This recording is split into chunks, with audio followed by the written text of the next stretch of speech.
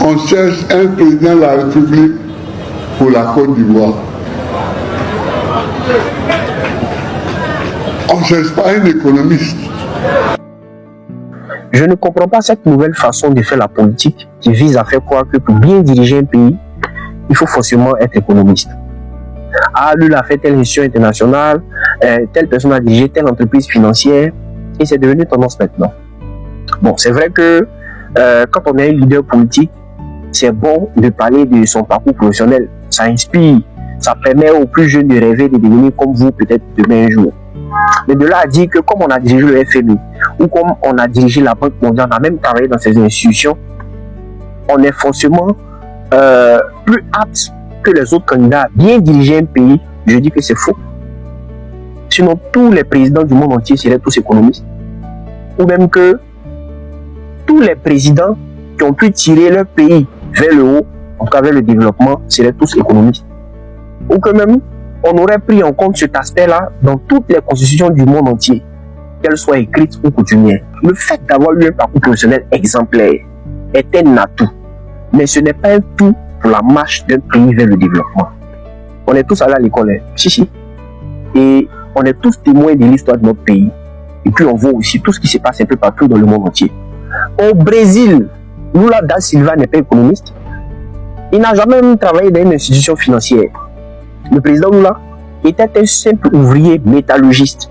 C'est-à-dire, vous voyez dans les usines, là, ceux qui travaillent le fer de manière à le liquéfier dans le feu pour pouvoir créer d'autres produits dérivés à base de fer ou d'aluminium. C'est le travail qu'il faisait. Mais c'est au prix de ses fortes années de lutte en tant que syndicaliste qu'il est devenu président en 2003. Et les Brésiliens l'ont porté à la tête du Brésil sur la base d'un certain nombre d'engagements qu'il a tenu à cœur. C'était en priorité de réduire considérablement la dette du Brésil et de pouvoir répondre à un certain nombre d'exigences budgétaires. Mais Lula da Silva a fait le travail des Brésiliens et beaucoup de Brésiliens ont apprécié son travail. Mais Lula da Silva n'est pas économiste. Pourtant, c'est bien lui qui a réduit la dette du Brésil. Hein. Il a même étendu la puissance du Brésil sur la scène internationale. Dans les années 2000, quand il était au pouvoir. Mais en 2011, quand il quitte le pouvoir, dans l'après-pouvoir, il a connu beaucoup de difficultés. En 2016, ses démêlés ont commencé avec la justice. Il a été condamné à 12 années de prison. Ils l'ont même jeté en prison. Et puis c'est de la prison que les Brésiliens sont allés le chercher pour venir le redéposer à la présidence récemment. On dit, ah, vraiment, on s'est trompé sur toi.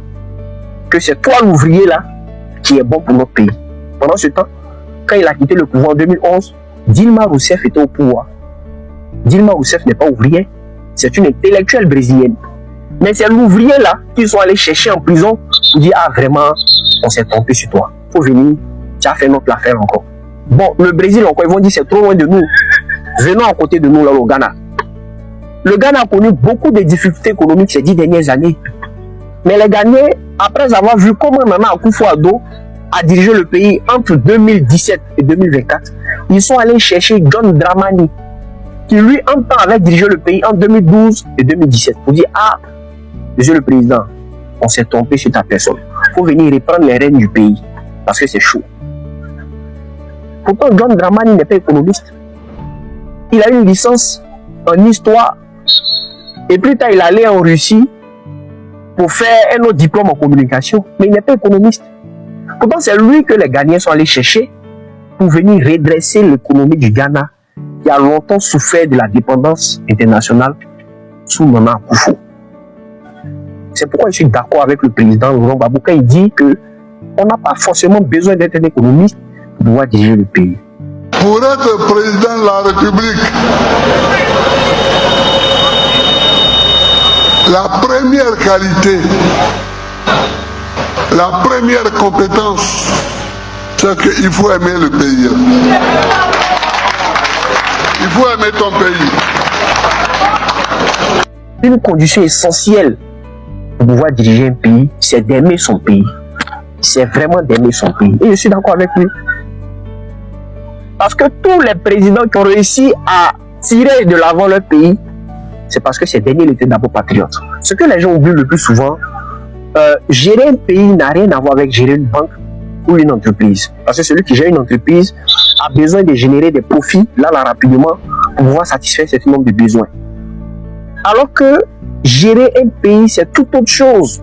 Tu en charges l'éducation, la santé et bien d'autres domaines d'activité de millions de personnes. Et tu dois pouvoir prendre en compte leurs besoins. Tu en charges la politique de développement du pays. C'est différent. Et pour gérer un pays, il faut pouvoir maîtriser la politique et la géopolitique. Et c'est souvent ce qui fait que les gens se trompent beaucoup sur les économistes.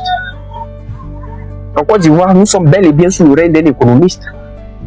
Mais en 14 années, la dette est passée de 3 000 milliards à 35 000 milliards. Là où en 41 ans d'indépendance, la dette n'a jamais plafonné les 10 000 milliards. Pourtant, avant le règne de l'économiste, la Côte d'Ivoire était construite. Mais oui, le président Félix Houphouët-Boigny n'a jamais eu besoin d'endetter autant la Côte d'Ivoire pour pouvoir la construire. Le président Félix Houphouët-Boigny n'était pas économiste, il était médecin. Je pense que c'est le moment d'arrêter avec cette histoire d'économiste. Franchement, on n'a pas besoin d'être économiste pour bien diriger le pays. Or, nous qui ne sommes pas économistes, quand on a trouvé 6 000 milliards, au moment où on quittait, on avait fait passer 4 000 milliards. Je vous dis que on cherche un président de la République pour la Côte d'Ivoire. On ne cherche pas un économiste.